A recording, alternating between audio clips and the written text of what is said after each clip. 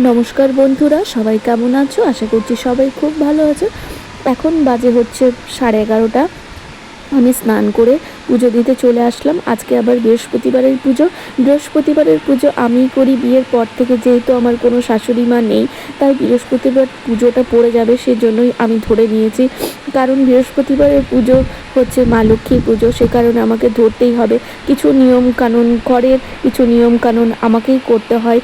কারণ যেহেতু আমি ছাড়া আর দ্বিতীয়ত কোনো ছেলের বউ নেই, তাই আমাকেই সব কিছুটা করতে হয়, আর সব কিছু আমি ধরতে পেরেছি। এখানে দেখো মা লক্ষ্মীর ঘট পেতেছি, সব কিছুটাই মায়ের কাছ থেকে শিখে এসেছি।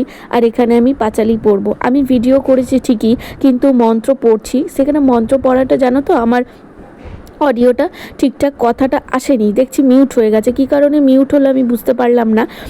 তো যাই হোক, মন্ত্র পড়ছি। মন্ত্র পড়া তোমরা না, আমাকে কেউ কমেন্ট করেছিল, আমি বৃহস্পতিবারের ভিডিও করছিলাম যেদিন, যে একবার মন্ত্র পড়ে শোনাবে। সে কারণে আমি কয়েকটা লাইন আমি তোমাদেরকে পড়ে শোনাচ্ছিলাম। কারণ ভিডিও মানে মন্ত্র পড়ার সময় কোনো রকম কিন্তু কোনো কথা আমি বলি না, তাহলে আবার মন্ত্র আমার ভঙ্গ হয়ে যাবে।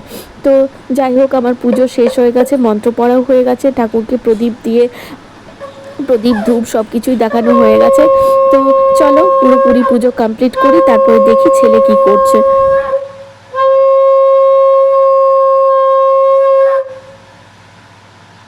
পুজো করে আসার পর ছেলেকে দেখলাম সৃজাই স্নান করিয়েছে, খাইয়ে দিয়েছে। তারপরে আমি ভাবলাম যে ঠিক আছে খাও, ওই খাইয়ে দিয়েছে, স্নান করানো সবটাই ও করে দিয়েছে। তারপরে নিজেরা খাওয়া দাওয়া করে একটুখানি রেস্ট নিলাম। বিকেলবেলাতে সৃজা বললো, মামনি কিছু একটা অর্ডার করি, খুব খেতে ইচ্ছে করছে। তো ওয়াও মোমো থেকে ও চিকেন মোমো আর তোমার বার্গার অর্ডার করেছিল। এই যে তোমাদের সামনেই আমি প্যাকেটগুলো খুলছি, এটা দুর্গাপুরেরই কিছু একটা দোকান থেকে ও অর্ডার করেছিল। তো দুর্গাপুরে যারা থাকো, কি একটা বেশ ও নাম বললো, সেই রোড থেকে খাবারটা এসছে। খুব একটা নামের সাথে, মানে জায়গার নামের সাথে আমি পরিচিত নই।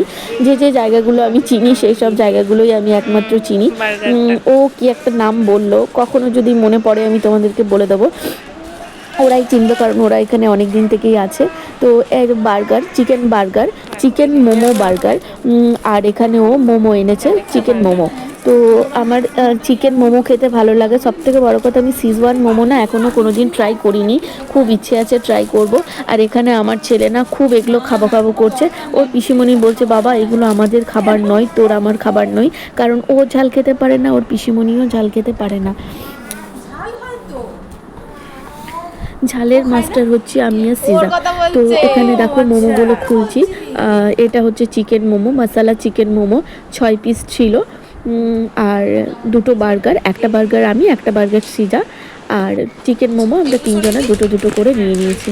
এই যে দেখো রেডি করে নিলাম। আমার ছেলে ভীষণ খাবো করছে, কিন্তু ওকে তো দেওয়া যাবে না, এই জন্য আর কি। এখানে আমার আলাদা করে কোনো ভয়েস দেওয়ার কথা ছিল না, কিন্তু আমার ছেলে যেহেতু কার্টুন দেখছে, তো কার্টুনের মিউজিক আমার ফোনে চলে আসছে, কপিরাইট পড়ে যাবে বলে আমাকে আবার ভিডিও মিউট করে তারপরে আমাকে ভয়েস দিতে হচ্ছে। আমার কাছে জানো তো ভয়েস দেওয়াটা না ভীষণ একটা বিরক্ত লাগে, কারণ ভয়েস দিয়ে ভিডিও এডিট করাটা না আমার কাছে এখন আপাতত অ্যাট প্রেজেন্ট আমার কাছে পসিবল হয় না ছেলেকে নিয়ে। তবু কি করব বলো, যেহেতু আমি সোশ্যাল মিডিয়াতে এখন নতুন কাজ করা শিখছি বলে আমাকে এখন যে করতেই হবে, এটা আমার কাজ। না হলে আমি টাইম মেনটেন করতে পারবো না, ভিডিও দিতে পারবো না। মোটামুটি আমি এমনও দিন গেছে, মানে মাঝখানে কিছুটা ঘুমিয়ে 3টে সাড়ে 3টের সময়ও ভিডিও এডিট করেছি। এটা বলতে পারো এটা আমার শখ, এটা আমার ভালো লাগা। আমি যে টাকা পয়সা ইনকামের জন্যই যে আমি করছি তা কিন্তু নয়, একদমই নয়। টাকা পয়সা ইনকাম করাটা তো সেটা ভাগ্যের ব্যাপার। ইউটিউব বলো, আরও কোনো অ্যাপ আছে, সেই অ্যাপগুলোতে টাকা রোজগার, টাকা ইনকাম করা কিন্তু সেটা ভাগ্যের ব্যাপার। সবার কপালে কিন্তু সেটা আর কি থাকে না। আমি এটা ভিডিও করছি শুধুমাত্র আমার ছেলে বড় হয়ে থাকবে, বলতে পারো যে আমি একটা ফ্রেম বন্দি করে রাখছি প্রত্যেকটা মুহূর্ত। তো সে কারণেই আমি কিন্তু সবগুলো ছোট ক্লিপ বলো, বড় ক্লিপ বলো, এগুলো আমি প্রত্যেকটাই ভিডিও করে রাখছি আমার ছেলেকে বড় হয়ে দেখাবো।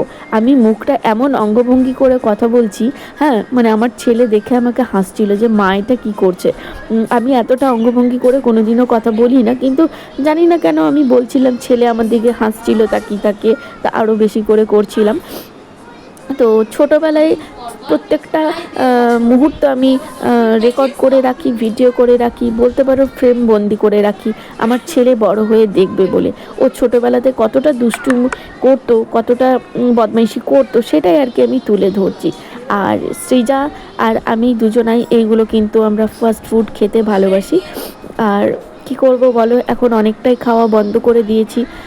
আগে তো প্রচুর খেতাম, এখন অনেকটাই বন্ধ করে দিয়েছি। যেমন মাটন আমার একদমই খাওয়া বারণ, কিছু আমার শারীরিক প্রবলেমের জন্য আমার মাটন খাওয়া একদমই বারণ। চিকেনটাও আমি মোটামুটি খাই।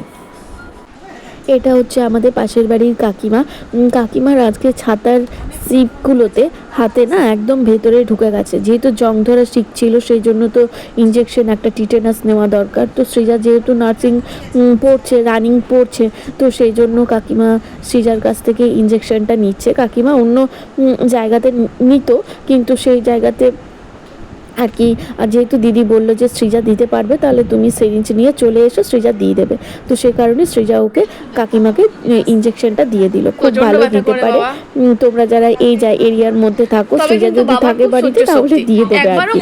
আর এখানে দেখো সৃজার ভাইয়ের কীর্তি দেখো, সারা দিন বদমাইশি করে গো, সারা দিন, মানে আমি পেরে উঠি না। রাত্রিবেলাতে যেন ঘুমিয়ে গেলে আমি একদম কেউ ডাকলেও শুনতে পাই না আমার ছেলের জন্য। এত সারাদিন দুষ্টুমি করে, মানে পেরে উঠি না। সৃজা আছে বলে ও দেখে নাই পুরোটা, আমাকে ততটা কিছু করতে হয় না। কিন্তু যখন ও থাকে না, তখন আমার ওকে স্নান করানো, খাওয়ানোর থেকেও মানে দুষ্টুমিটা খুব করে। এই যে দেখছো খাটের মধ্যে মুড়ি ফেলেছে। তো যাই হোক, আজকের মতো ভিডিও এখানেই শেষ করলাম। সবাই ভালো থাকবে, সুস্থ